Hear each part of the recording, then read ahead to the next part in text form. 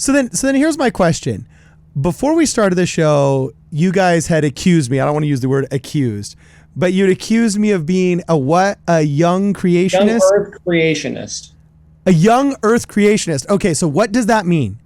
That means that the Earth is only 6,000 years old and that, God created it in literally 7 days. So that would be 168 hours. Okay, so what's your beef with that?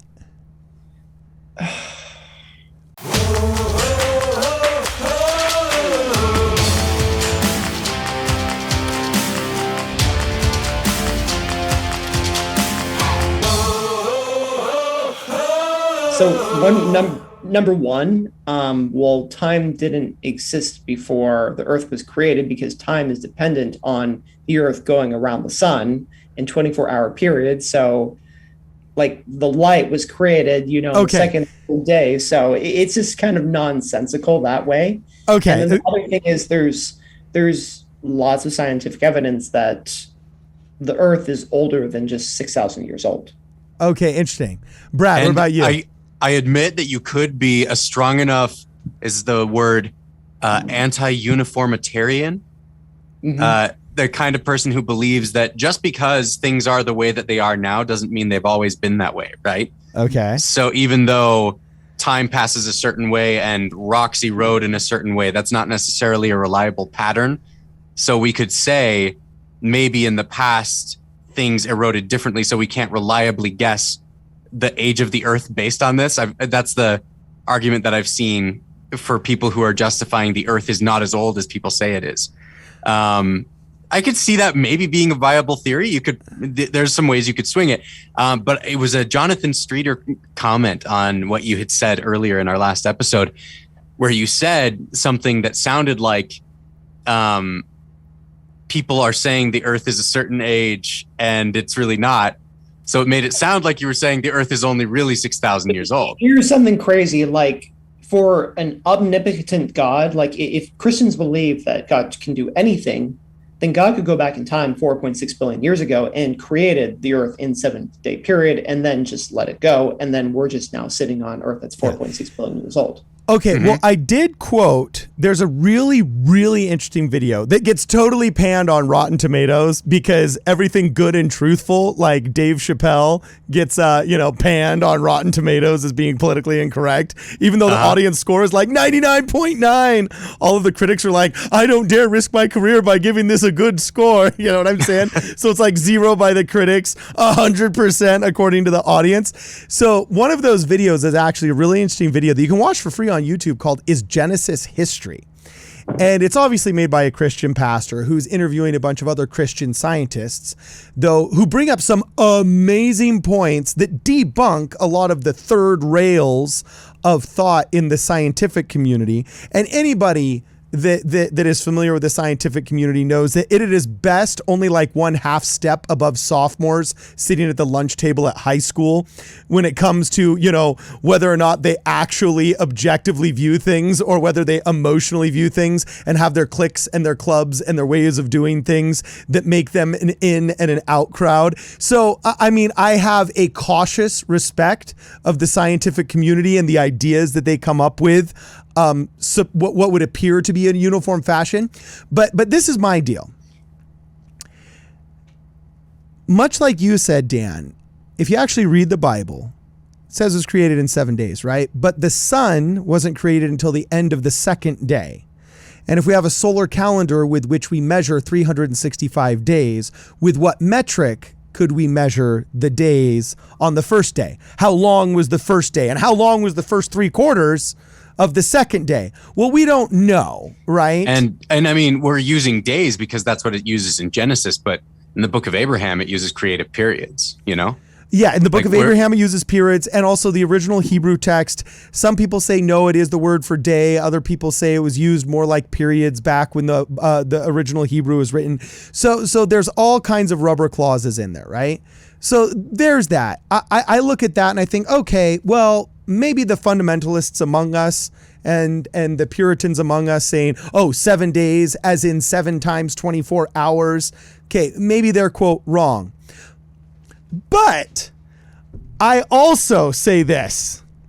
in the beginning of his Genesis history, the opening is savage. The guy gets up and spoiler alert, okay? You need to go watch this even when because I'm not going to do it any justice, but it's still amazing.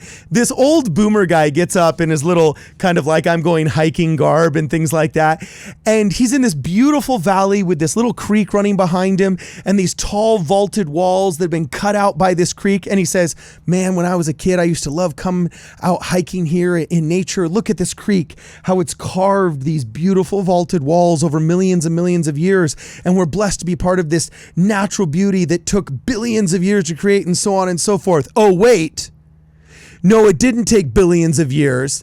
It took 20 minutes on December 10th, 1978 when Mount St. Helens blew and a mud flow cut this river canyon in 20 minutes and made this creek out of nothing. And it looks like almost exactly like the Grand Canyon. You know what I'm saying? Mm-hmm. So I'm not saying one movie on YouTube once completely changed my mind, but the older I get and the more I'm engaged in science, the same science that proved that cigarettes didn't cause emphysema for 20 years, the same science, that said 95 masks can filter out particles for 2.5 years and you'd stop the zombie apocalypse if you sat alone in your car with a surgical mask on. You know what I'm saying? All of this science is freaking garbage. It's nothing but the arrogance of man put on steroids. And these false priests of Baal are so fallible that, maybe we should be taking the wisdom of the ancients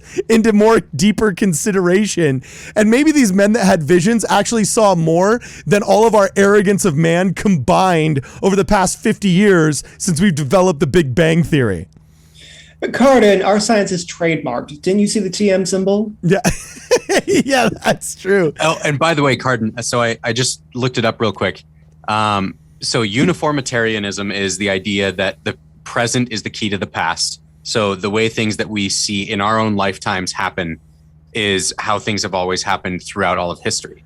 Right? Okay. Where the opposing theory to that is catastrophism, which is more in the lines of like, we know that doesn't mean that everything has always been this way. Just because in our several hundred or several thousand years of recorded history, we have things this way, it doesn't mean that it was that way before. Right? I'm a catastrophist.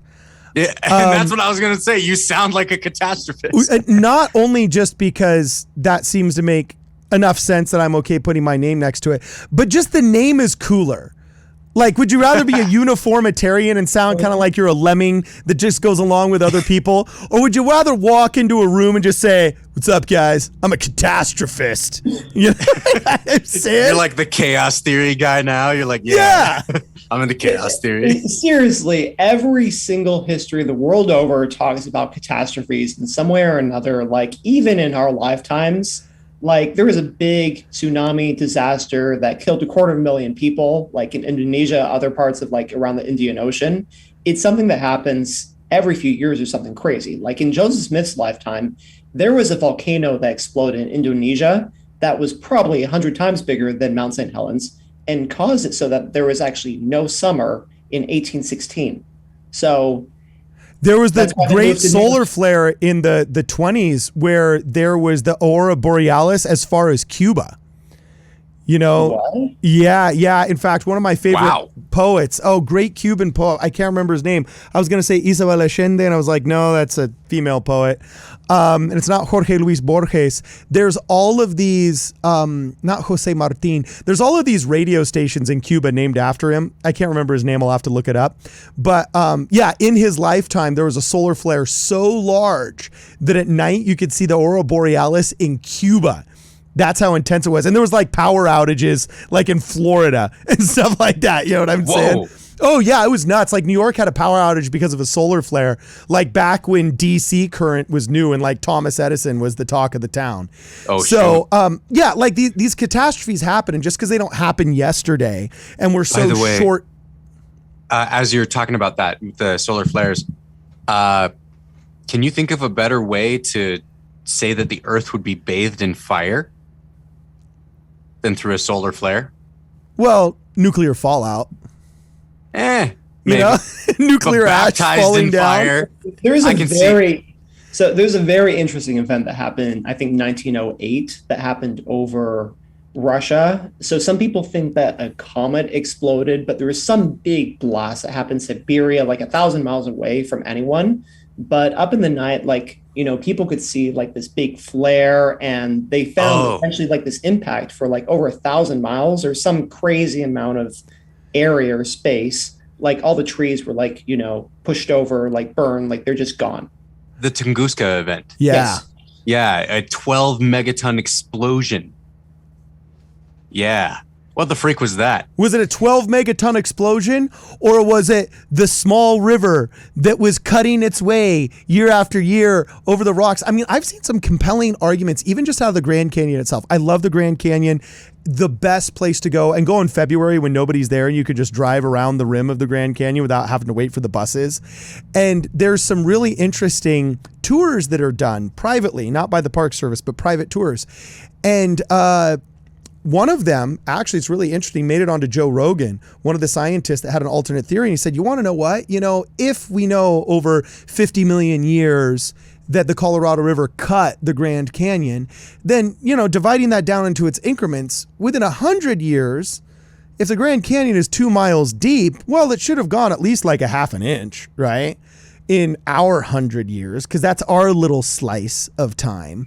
They haven't been able to actually make any of those measurements and actually prove what cut the Grand Canyon. And the more I learn about these psycho solar flares, and the more I learn about these the Siberian, I can't remember how to pronounce it, but there's a great horror podcast that's made off of that event. The more I hear about the solar flares, the cosmic explosions, the Mount St. Helens disasters, the more I think I'm a catastrophist, and maybe this is closer to 7 days than 70 billion years, So here's the deal, Carden. Catastrophism is almost like inextricably linked with young earth creationism. And so that's why when you're like, I'm a catastrophist, I'm like, people are going to be like, oh, he is 100% a young earth creationist. Well, but I think you're using it in a looser way than what catastrophism actually is. This is how I'm using it. To me, the beginning of the world is very similar to the end of the world. And you have two ways of looking at it. Is it this set point in time in which God knows that on December 31st at midnight of 2092, the second coming is going to happen? And no matter what we do and how we act, on December 31st of that day, at that time, at that year, the second coming starts. It's either like that, or if you read the scriptures, you kind of get this loose idea from a simple read through the Book of Mormon or the Bible once, that the pride cycle is real. And some people accept God, and they live for long periods of time in his light, with his glory, righteously, and they kind of postpone the second coming for a while. But then there's those groups that just don't follow any laws, don't do anything well, and they suck, and they speed up the coming of the Lord through their iniquity. And so you kind of feel like the second coming is this thing that will happen when it has to happen. And I do think that's part of why no man knows the day or the hour, right? Is because it's not necessarily set. Exactly. So Yeah. To me, it's like, okay, if you have the people over here that are saying hard and fast 7 days, I look at that and I think that's an incomplete theory, because the metric with which we even measured the days itself didn't exist until the second day. So with what was the first day measured? And then also, technically, if you're talking about a fifth dimensional being capable of manipulating 4 dimensions, with 4 of them being time, you're talking about a being that is greater than time itself. And if he can manipulate time itself, now any questions relating to time are completely off the table from our fourth dimensional minds. So why even try? Here's a crazy idea that relates to time. So if God is all powerful, then if he can manipulate time, then there could be multiple different timelines where it doesn't matter when the second coming could be. It could be in different times depending on what's happening to us. Maybe it's always going to be just beyond our lifetime. Maybe for the people living in, the 1800s, it was supposed to be, already in our timeline, already in the past. Maybe it was supposed to be in 2000 for people living 100 years ago, but we're not living in that world. We're not living in that reality. Maybe it's shifted. Damn. So, did you just take us into the multiverse? yes. That stupid multiverse again. Well, Dude, the only that's problem awesome. with the multiverse is that there's so much legitimacy into it when you get into theoretical physics. And we're starting to prove more and more of theoretical physics, so much so that I don't like calling it theoretical physics, just like I don't like calling things conspiracy theories, because Jeffrey Epstein was a conspiracy theory until it was completely 100% true. People even thought the theory of relativity was art, not science, until we actually took atomic clocks and put them on airplanes traveling different speeds around the world. And when we matched them up later, they were as much as a half second off. So, I mean, we keep proving our conspiracy theories so much that I don't like calling conspiracy theories conspiracies and theoretical science theoretical anymore. Yeah. So I am really intrigued by what Dan just said, though, that with time not being the same for God as it is for us, that the second coming could have already happened for other people. Well, and that's kind of the basis of Schrodinger's cat.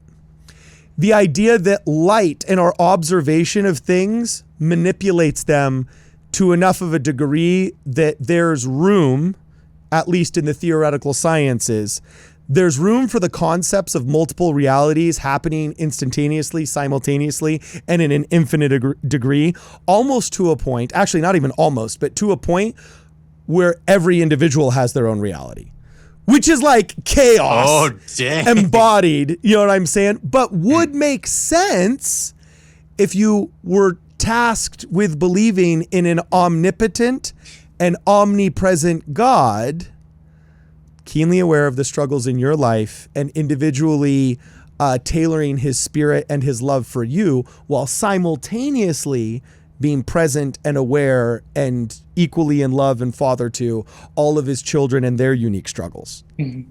Exactly, Cardin. Like, there's a question, can God create a test that is specific and individualized for all of his children? Is it all the same one, or is it something that changes for each of us? Is my reality the same reality as your reality? And then we get into questions of, am I just being solipsistic? Am I just going crazy? Or is there actually objective reality? Truth? Is there actually objective reality? Or is it just something that is tailor-made, that God made for me? So right now, all the social justice warriors are like, yeah, you speak your truth. Yeah, I'll speak mine. Yeah, you know what I'm saying? So how old is the earth then, man? So you guys lampooned me. Like, we'll just come full circle here. Apparently, I got tagged as a what? A young earth creationist? Uh-huh. And I said, then no. you labeled yourself a catastrophist. So I guess. Dude, that's the coolest of all the titles you've given me so far. And that is paramount. It is a cool one. It is a cool one. So I'm a catastrophist. But catastrophist doesn't necessarily mean young earth creationist. I actually think it's both simultaneously if you're God, because you're operating outside of the bounds of time and have control over it. Therefore, you can be a catastrophist and an old... What's the opposite of a young earth creationist? What are you, Dan? Old earth creationist. Okay, so then how do old earth creationists deal with the first chapter of the Bible? Easy. The days are just creative times, you know? We have no idea how long those are, right? So often day, even in English or in older forms of English, we sometimes refer to day as like a tide, like eventide, like abide with me, 'tis eventide. Or back in the day. Tide, back in the day. So a tide literally refers to like the wave. It literally refers to a cycle. So a day might just be referring to a cycle, or what Joe Smith referred to as one eternal round. Whoa! Wait, so do you think an eternal round has a specific time and is consistent and is cyclical? Or is it just a measurement like, oh, adolescence lasts 3 years, adulthood lasts 40, infancy lasts 5? Do you think it's like that? Or do you think it's like 7 years is an eternal round for... I think it can be both, but it possibly could change. I actually don't know. Whoa. But it could be something that's very consistent. Like, for example, people that are into astrology believe in something called the Great Year. it's not literally 365 days, but it's this time period where you have the 12 different astrological ages, and it occurs over 25,900 years. Okay, well, hold on a second. If you're an old Earth creationist, okay, so hold on. I get with young Earth creationism, there's a lot that you got to deal with and a lot of hard science, such as redshift in the planets that you just have to deal with. Redshift in the color of the planets as we observe them indicates that they are traveling away from us at an extremely high rate of speed that is the basis for the Big Bang Theory. And they've been doing it for a long time. They've been doing it since the time of Galileo. And if you calculate the redshift, it means these planets are now 50 million light years away further in our day than they were in Galileo's day. They ain't coming back. Okay. So, young Earth creationists have to deal with some hard, settled science, such as the redshift. All right. What do old Earth creationists have to deal with? Like atheism. Well, you're starting to get into like the end of Planet of the Apes, where Charlton Heston is walking along the beach, and then he realizes when he sees the ruins of the Statue of Liberty, you know what I'm saying? That, he never made it to a foreign planet. He just made it to America years after the cataclysmic events had all just turned us into a race of apes, right? So where are all the other civilizations? Where's all of the evidence of all of the other stuff that existed before us? That's where the catastrophes come in, Carden. But no catastrophe is so good that it like covers up Atlantis. You know, yes, I mean, there's many. There's many ways that you could cover up Atlantis. What mudslide could we not find something underneath with a metal detector? You know, come on. So to be honest, there's many parts of the Earth that have not really been detected at all for archaeological evidence, digs, stuff like that. We drastically overestimate the amount of Earth that we've actually studied well. Yeah, we haven't studied Siberia, we haven't studied the Sahara, we haven't studied the Amazon, we haven't studied the Earth's oceans. Honestly, most of the Earth we don't really know much about. We overestimate our expertise in it. They're finding sunken cities all the time, and even LiDAR finding things under the LiDAR is finding out that the Mayan civilization we already knew about and we already saw the pyramids for was much more expansive than we realized. And I too believe that a lot of the anti-Mormon criticisms of some of the Central American theories of Book of Mormon geography are rooted wholly and completely in tribalism and the arrogance of man. At the same time, I believe the areas off the coasts of the shore of most of our civilized nations are far more well known, mapped, and understood for me to think. And plundered. Yeah, and plundered for me to think that some giant civilization that supposedly slid into the ocean, meaning that it was on the shore and then slid in. So it should be within that, quarter mile to 1/8 of a mile that we know pretty well off of every inch of Rome, Italy, Spain. Now you sound like a uniformitarian, Carden. Yeah, you do. So here's something that science accepts, as in science TM accepts. Okay. Is that the Earth's sea levels used to be 400 feet lower than they currently are. That seems a little bit exaggerated for me. I mean, It's not. The science TM accepts that during the last ice age, sea levels were 400 feet lower. Well, we know that cavemen... Because all of the stuff was locked up in the ice. All the water was... Correct. Okay. Well, because we know that it was during the ice age when all the water was locked up in the ice that those who made those beautiful cave paintings in Spain, to which Pablo Picasso himself said, we have learned nothing. In France. Come on, what are those cave paintings in France that are called? They're really famous. There's the one cave paintings, I think. What are they called? There's some in I think they're called Lascar or something, ancient French cave paintings. Yeah, some of the oldest art made by man. Gauls in France. Lascaux cave paintings. Yes. Okay. So the Lascaux cave paintings, all right, When do those date to? I think 37,000 BC. Sometime around then, tens of thousands of years. 15,000 to 17,000 years old. Okay, so 15,000 to 17,000 years old, they say. Okay, what? Off by 2 or 3 or whatever. I mean, that's, some people put the Sphinx out to 10,000 years old, you know? So we know that those caves had to be accessible in the time period where they were painted for those cavemen to pull that off. And I mean, how else would the ocean have gotten in there, right? You know what I'm saying? So I don't know. How far down are those? Are those 400 feet, Dan? Well, we haven't been able to check. You know, most of the ocean surface has not been explored. Okay, true that. Okay, cool. All right, so do we have any idea how old the Earth is? If us young Earth creationists are wrong, what do the old Earth creationists say? It's 4.5 billion years old. Okay, but based off of what, and what's the margin of error? And where's the evidence of Atlantis if it was here before us?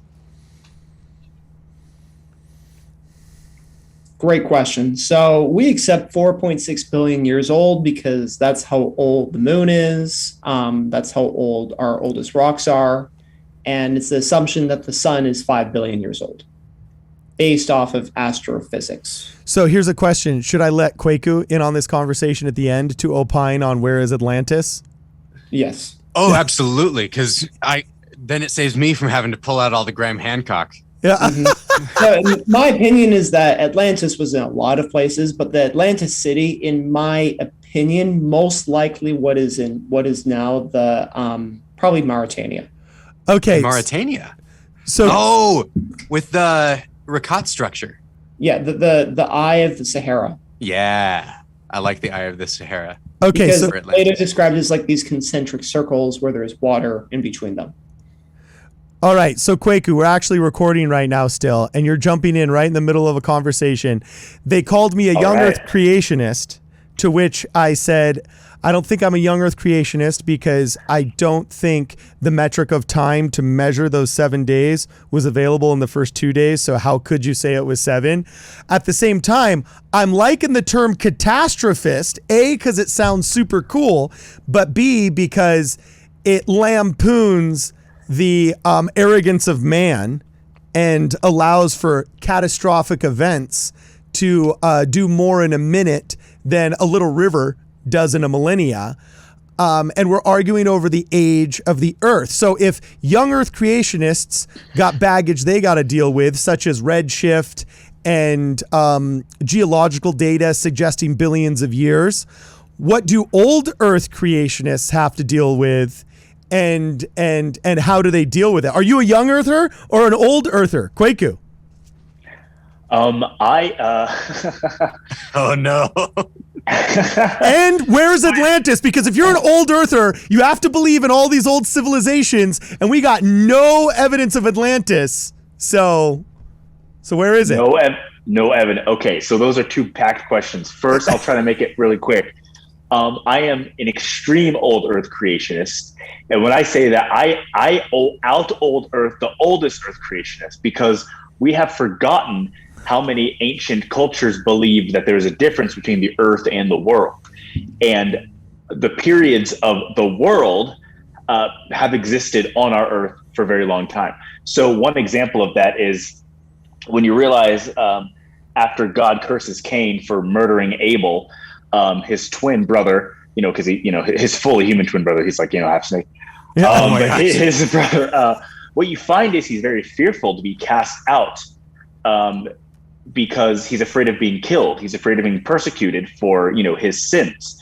But it's a bit confusing because the mainstream Christian narrative is that the only people on Earth at that time was Adam's little tribe. But he's cast out, he goes and makes another city, and he's afraid of being persecuted by the other people on Earth. So there's already other people on Earth when Adam and Eve are put here. And so it makes you question and go, well, what on earth? Why? Why are there other people here? How does that happen? Homo habilis! And then you get into this. You get into the fact that we know that Denisovans were contemporary with Homo sapiens. We know that there are other humanoid type people that existed, other races. When I say race, I don't mean a Chinese guy and an Indian guy. I mean races of human beings, other types of humans that existed. And you have to ask, well, who were these people? They were, to be frank, they were ugly ape-like people. And they didn't look fully developed like Adam did. So where did these people come from? Why were they alive for thousands of years, perhaps even before we were around? Well, if you take it in the way that our world may be 7,000, 8,000 years old, but our Earth isn't, you start to understand that there were remnants of a destroyed world that still existed on the Earth as our new world began. And so we forget to separate those two. We had monsters. We had disgusting Dagon type things walking around. We had freaks of nature that were remnants of an old destroyed world. And by the way, when our world ends, you think those freaking man cows in the Japanese and Chinese labs aren't going to be trucking around for the new Adam and Eve when they get here, and they're going to be like, what on earth? Get rid of these guys. Get rid of them. That's what's going to be hanging around, I think. So I'm an old earther. I think our world is going to go through many phases. Before it's restored to its paradisical glory? Yeah, the paradisical glory is going to come when the earth is like, okay, it has gone through its, I think the earth is going to go through 7 worlds. And I think we're actually in the 7th world that'll be on earth. That gets into a whole fringe thing about, how you got to become a savior, then you're going to God, the Holy Spirit. And I think that's actually happened multiple times already. So now, I think we're on the 7th. And I think when this ends, we probably won't have the main cows for the next. I think this earth will literally become paradise, or it will become a barren wasteland like the other planets, who did not keep their first estate, like the Doctrine and Covenant says, and are barren, punished wastelands. So anyway, that's a long way to jump on this, but I got my water here. I'm ready. Okay. To answer a lot of your questions I really want to bring this up, Quaker, because there's idea that I have is that we could split, like literally like these timeline splits or these dimensional splits where there is part of the Earth that like eventually just becomes like a dead planet like Mars or other dead planets, and it just dies off. But then there is some other people are going to be living in another reality or another dimension where it becomes paradisiacal, where it rises up, it becomes terrestrial, and then eventually becomes celestial, where maybe the future of the Earth, it depends on, the state or the reality that we're currently living in as human beings, depending on the light and knowledge that we have, depending on our own personal righteousness. Okay, so then we'll just end this one before we go on to our next podcast here. How old do you think the Earth is then? Dan, how old do you think it is? Billions of years old. Oh, come on, commit to something. 4.5?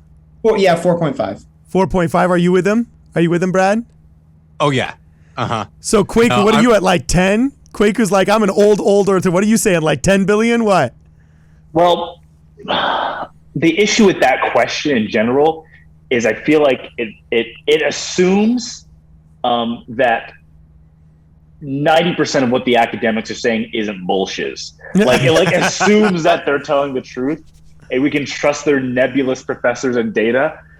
When we I'm sorry, that the Earth, part of China might have been the first block that was there before the other parts started to be added onto it. It's not all one thing. It's not fully, I think parts of the Earth are older than other parts of the Earth. So is that a long-winded way of saying 30 billion? Or I'm not sure. I would probably say older than 10 billion, but I think there are parts of the Earth that are probably not. Parts of the Earth are actually newer than the other parts of the Earth, because it came about through a form of evolution. It was terrestrial evolution. It didn't all just boom, now it's a fully formed globe.